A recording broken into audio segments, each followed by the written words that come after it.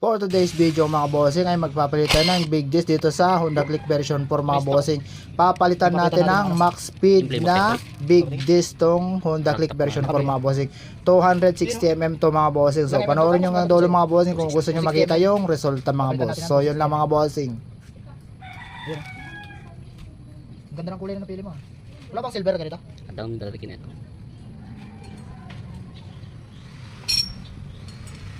Ganda naman tignan mo pag malaki. Mas malakas pa din preno pag malaki.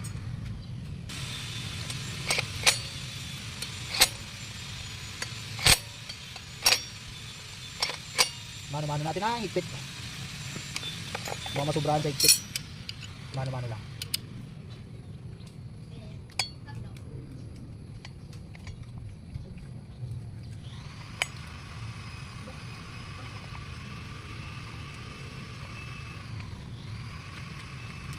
Good.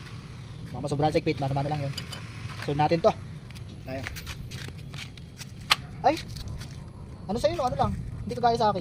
Yung sa akin flower eh. Sa'yo buti sa'yo hindi. Flower yung akin. Mas mahirap yung akin. Yan. Sa click B3 flower to. Buti dito sa click B4 hindi. 12mm lang. Mas madaling kalasin to.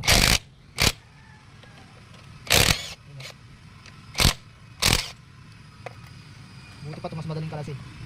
Ngayon, dito magkakatalo sa bracket. Tingnan natin yung pasok. Sa click B3, nagkapas ako. Dito malalaman natin kung pasok. Pasok na natin. Yun no. Saan ito medyo niya?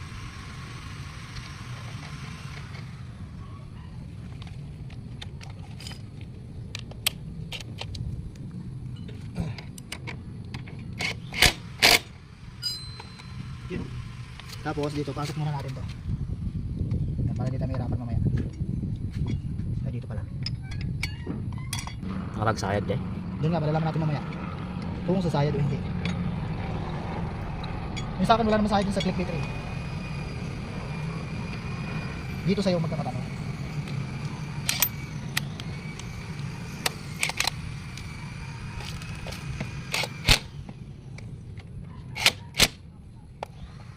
Tayo ka man. Ito ka. Check natin kung sasabit.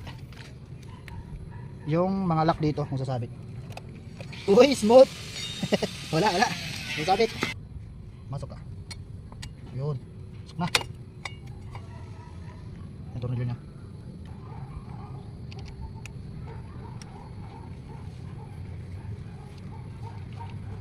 Parang malulugi yata yung click B3 ko ah.